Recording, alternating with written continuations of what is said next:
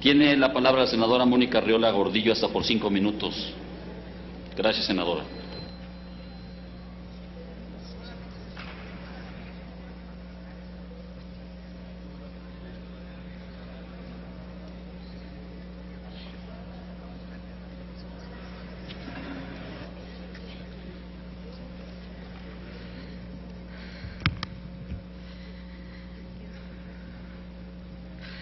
Con la venia de la presidencia, compañeras y compañeros senadoras y senadores, las decisiones que tomemos el día de hoy tendrán fuertes repercusiones en prácticamente todas las actividades de las familias de los trabajadores y del sector productivo en general.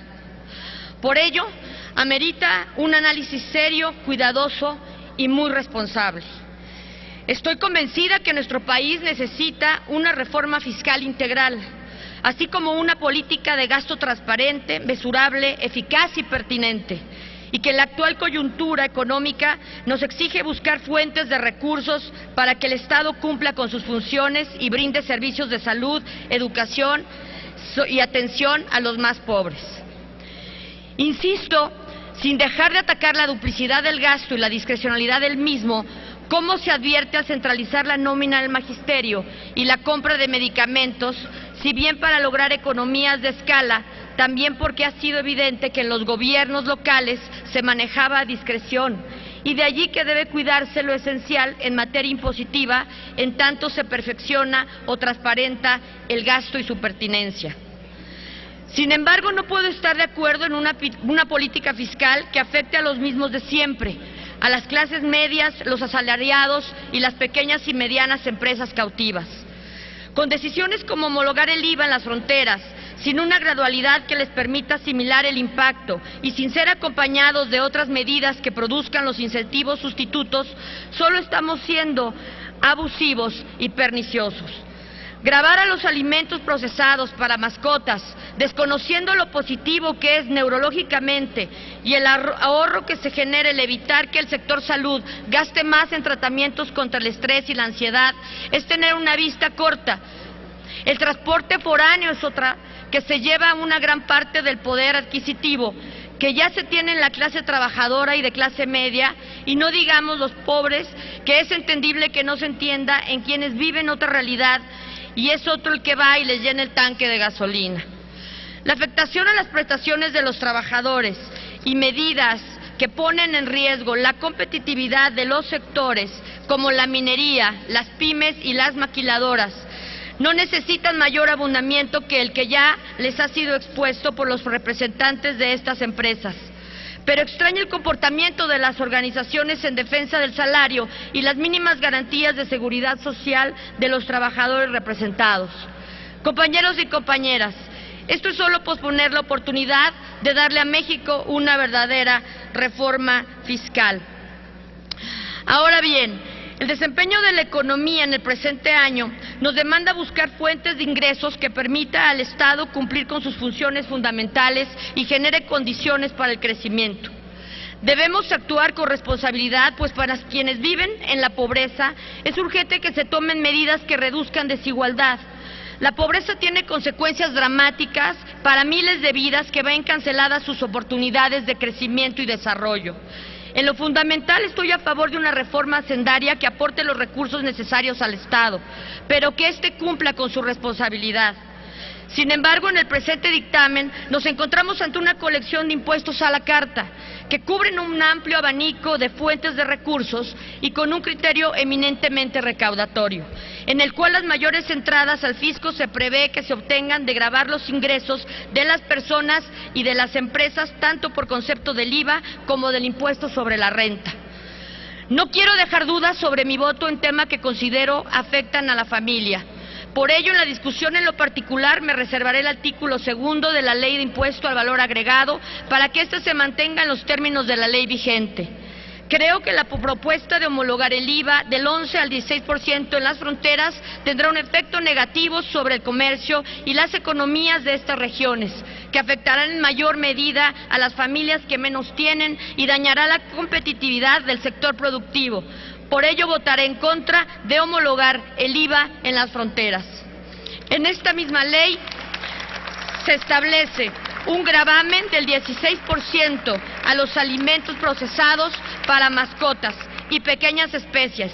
Estoy en contra de esta medida y por ello me reservaré el artículo 2A, fracción primera, inciso A e inciso B, numeral 6 de la Ley del Impuesto al Valor Agregado. Compañeros legisladores y legisladoras, tener una mascota no es un lujo ni refleja alto poder adquisitivo. Más de la mitad de los hogares en el país tiene un animal de compañía y en este universo hay familias de todos los estratos socioeconómicos, pero principalmente medio, medio bajo y niveles bajos. Por otro punto, el transporte de pasajeros será a partir del próximo año un servicio más costoso para miles de mexicanos que se ven obligados a usarlo por motivos de trabajo, para acudir a atención médica o para quienes lo utilizan para el turismo, al no tener acceso a las altas tarifas del transporte aéreo.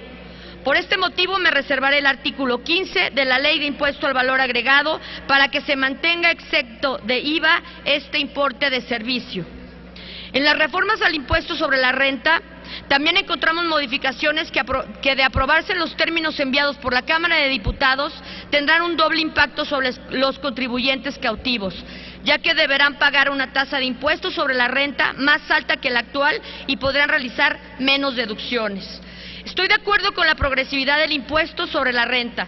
Sin embargo, el poner límites a las deducciones impactará negativamente a todos los contribuyentes, no solo a los de altos ingresos. Presentaré una reserva al artículo 151, fracción 15 de la Ley del Impuesto sobre la Renta para eliminar el límite de las deducciones personales, pues creo que en esta soberanía debe prevalecer el interés para proteger la economía de las familias. En esta misma ley del impuesto sobre la renta se reduce el porcentaje en las deducciones que las empresas pueden hacer en beneficio que otorgan a los trabajadores, como el fondo de ahorro, aguinaldo, prima vacacional, horas extras y utilidades. La no deducibilidad de aportaciones a fondos de pensiones y jubilaciones es una medida que va en contra de la creación de nuevos fondos de pensiones y jubilaciones, ya que de acuerdo con estimaciones del sector, limitar las deducciones de prestaciones se traducirá en un incremento del 8% en el costo de la nómina. México no es un país que tenga una cultura de previsión. Si se limita la deducción de un beneficio para el trabajador, como seguros médicos o planes de ahorro, se avecinan grandes problemas a futuro. Y me pregunto, ¿cómo será el retiro de la población que está envejeciendo? ¿Y qué se le cancela la posibilidad de una jubilación digna? Por ello me reservaré el artículo 25, fracción décima y 27 de la Ley del Impuesto sobre la Renta, solicitando que se mantenga la deducibilidad del 100% de este rubro. Es de reconocer que en la propuesta que está a discusión se contempla la eliminación de algunos subsidios y resquicios fiscales. Estoy a favor de las disposiciones que propician que los que más ingresos y riquezas tienen aporten proporcionalmente más a la hacienda pública, que al gravar los dividendos y las utilidades bursátiles acoten el régimen de consolidación fiscal y eliminen algunos privilegios de los que gozan grandes grupos económicos. Avanzamos en la construcción de normas justas en materia fiscal. Pero con este enfoque no me explico que si por un lado se toman medidas para limitar el consumo de dulces y bebidas azucaradas, por el otro se exenten de impuestos los tabacos y los puros. Que se graven los alimentos para mascotas por considerarse un lujo y que se deje sin gravamen la compra de oro, joyas, orfebrería, piezas artísticas u ornamentales. ¿Cuáles son los argumentos que justifican esta propuesta? Honorable Asamblea, México es un país notoriamente inequitativo, de eso no hay duda. De acuerdo con el índice de Gini, que mide la desigualdad 0, equidad absoluta 1, inequidad total, México alcanza un porcentaje de 0.495. El ingreso del 10% de la población con mayores ingresos representa casi el 40% del ingreso nacional. Esa relación entre los que más tienen y los que menos tienen es la que tenemos que transformar. Y esto no se logrará imponiendo contribuciones a los de siempre. Espero que de la discusión de este dictamen se concluya con una propuesta orientada a favorecer a los que menos tienen, que actuemos con sentido social, con sensibilidad y hagamos de esta propuesta un buen inicio de los que deberá o de lo que deberá ser en el corto plazo una auténtica reforma integral que contemple cómo se recauda y cómo se gasta. y cómo se transparentan los costos. Muchísimas gracias, compañeros y compañeras. Gracias, perdón por el tiempo.